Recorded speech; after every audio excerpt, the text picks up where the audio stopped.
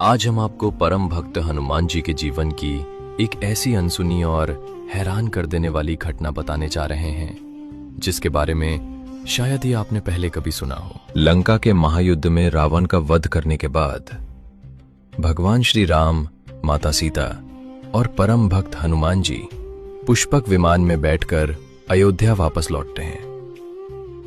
अयोध्या में राम और सीता जी के आने की अपार खुशियां मनाई जा रही हैं। भव्य राज दरबार सजा हुआ है। उसी उत्सव और खुशी के माहौल में माता सीता हनुमान जी को एक बेहद कीमती मोतियों की माला भेंट करती हैं। लेकिन हनुमान जी उस माला को हाथ में लेकर सोचने लगते हैं कि ये माला मेरे किस काम की? मेरे लिए तो हर वस्तु राम नाम वाली होनी चाहिए और इसमें तो मुझे कहीं मेरा राम दिखाई ही नहीं दे रहा। और यही सोचकर वे उस माला को तोड़ देते हैं और उसके एक एक मोती को दांतों से चबाकर फेंकने लगते हैं। ये देखकर सीता माता को एकदम से क्रोध आ जाता है। वो भरी सभा में हनुमान जी को टोकते हुए कहती हैं कि मैंने आपको इतनी कीमती माला भेंट की और आपने उसे तोड़ दिया। आखिर आपने अपना वानर रूप दिखा ही दिया। एक वानर को इस कीमती माला की कीमत क्या पता होगी? हनुमान जी को ये सुनकर एकदम से गहरा आघात लगता है। वे सुन्न रह जाते हैं कि ये मेरे साथ क्या हुआ। वे भरी आंखों से रामचंद्र जी की ओर देखते हैं, लेकिन राम जी भी बिल्कुल मौन रहते हैं। वो ना ही हनुमान जी को रोकते हैं और ना ही सीता माता को समझाते हैं। दुखी होकर आंखों में आंसू लिए हनुमान जी उस राज दरबार से निकलकर सीधे घने जंगल की ओर चले जाते हैं। उनके मन में बस यही पीड़ा चल रही है कि माला में राम नहीं, इस माला में राम नहीं, जिसमें मेरे प्रभु का नाम नहीं।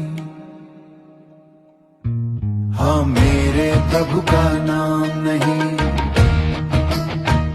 हाँ, माता ने मुझे वानर बोला, मुझे उसका उतना दुख नहीं, पर रामचंद्र जी ने भी मुझे नहीं रोका और ना ही सीता माता को बोला कि आपको ऐसा नहीं बोलना चाहिए था। जो सबके दिलों के जानी जान है, उन्होंने ही मेरे हृदय का भाव क्यों नहीं समझा? इसी गहरी तड़प के साथ जाते हुए वो ऊपर आसमान की ओर देखकर परमात्मा को याद करते हैं। तभी अचानक उन्हें लंका दहन के समय की एक घटना याद आती है, जब लंका धू धू कर जल रही थी और हनुमान जी सीता जी का कंगन लेकर आ रहे थे। तब उनकी भेंट पूर्ण परमात्मा कबीर साहिब जी से हुई थी, जो मुनींद्र ऋषि के रूप में वहां आए थे। मुनींद्र ऋषि जी ने हनुमान जी से कहा था कि बेटा, जिस राम की तुझे प्यास है वो एक और परम शक्ति है जो सबसे बड़ा राम है। ये तो दशरथ पुत्र राम है। ऐसे 30 करोड़ राम युद्ध जीत कर जा लिए, अर्थात 30 करोड़ राम की अब तक मृत्यु हो चुकी है। परमात्मा अपनी वाणी में कहते हैं, सत्संग किया था बजरंगी ने मुनींद्र जी के संग में। सत्संग किया था बजरंगी ने मुनींद्र जी के संग में। कहे मुनींद्र सुनो हनुमाना, तुम उड़जे झूठे रंग में। कहे मुनींद्र सुनो हनुमाना, तुम उड़जे झूठे रंग में। ये 30 करोड़ राम हो जालिए जीत जीत के जंग ने। ये 30 करोड़ राम हो जालिए जीत जीत के जंग ने।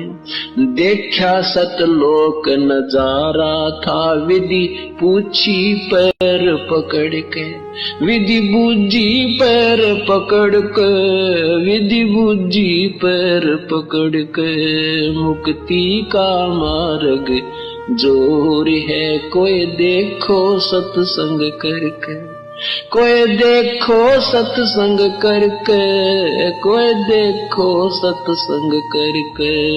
मुक्ति का मार्ग जोर है, कोई सत्संग करके। ये बात याद आते ही हनुमान जी सोचने लगते हैं कि मुझे तो असली राम चाहिए। हे राम, मुझे दर्शन दो। और रोते हुए हनुमान जी धीरे धीरे एक ऊंचे पहाड़ पर पहुंचते हैं और वहां बैठकर पूर्ण परमात्मा को याद करते हैं। वे उन्हें सच्चे हृदय से पुकारते हैं। हनुमान जी की सच्ची तलब देखकर परमात्मा उसी मुनींद्र रूप में उनके सामने प्रकट हो जाते हैं। परमात्मा को देखते ही हनुमान उनके चरणों में लेट जाते हैं और खूब रोते हैं। तब पूर्ण परमात्मा उन्हें नाम दीक्षा देते हैं, असली राम का ज्ञान कराते हैं। तब हनुमान जी का पूर्ण कल्याण होता है। अभी आपने जो वीडियो देखी है ये संत रामपाल जी महाराज के ज्ञान का अंश मात्र है।